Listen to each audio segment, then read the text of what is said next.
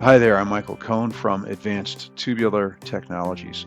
In this video, I'm going to show you how you can measure a tube with parallel straights that are close to each other without each of the straights interfering with the other straight when you're measuring them.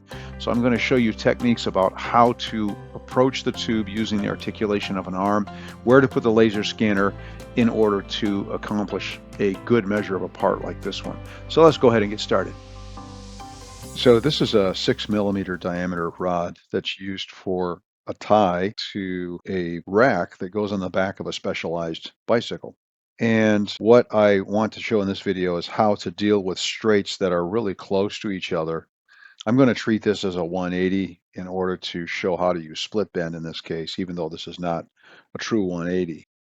What we're going to have to do is find ways to measure this straight without also touching this straight. And so I positioned this rod so that we can get to both sides of the straight with the arm articulation. And I'm going to go ahead and move into the split bend menu. So we're going to perform a split bend at apex on straight 4.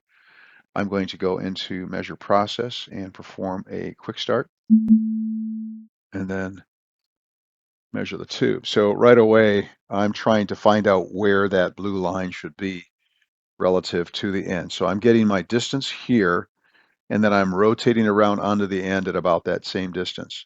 And then I'm ensuring that my distance is reasonable here. Now, one of the things that I don't want to do is I don't want the blue laser to hit down here while I'm scanning this.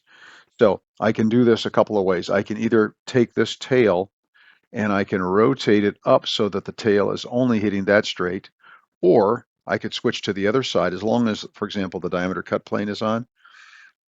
The part that's going to be hit first is this section, and this is going to be cut off because our diameter cut plane right now is set to 6 mm. So anything beyond a 6 mm width here is going to be trimmed off on the edges.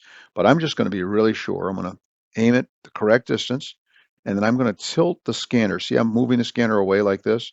So right now it's seeing both straights. Now it's seeing one straight. And you can keep going like that.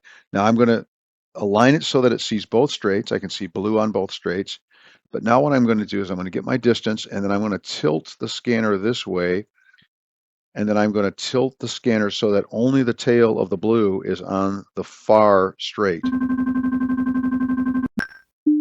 Now I'm going to scan over here as if this were a 180 split bend like this, and get the inside.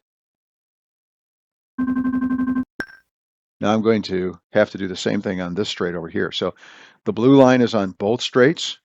So what I'm going to do now is I'm going to do whatever it takes to move that blue line off of the top straight and only keep it on the second straight there.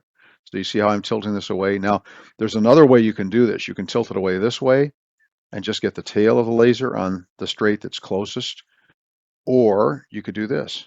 Sometimes I like to do this as well. So I'm getting that tail to leave this straight completely, but I'm keeping my distance this way, and I am rotating this way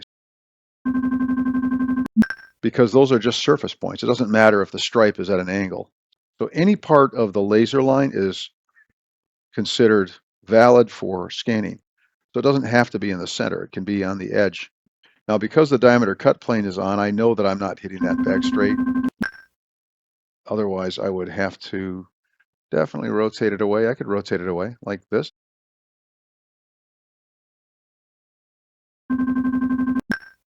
Now let's do the end. So I'm going to get my distance here, and I'm going to keep that distance and rotate around and scan the end. That's it. So that's how you measure a part like this. If you have any questions about what you've seen in this video, please feel free to email me or the team at support@advancedtubular.com.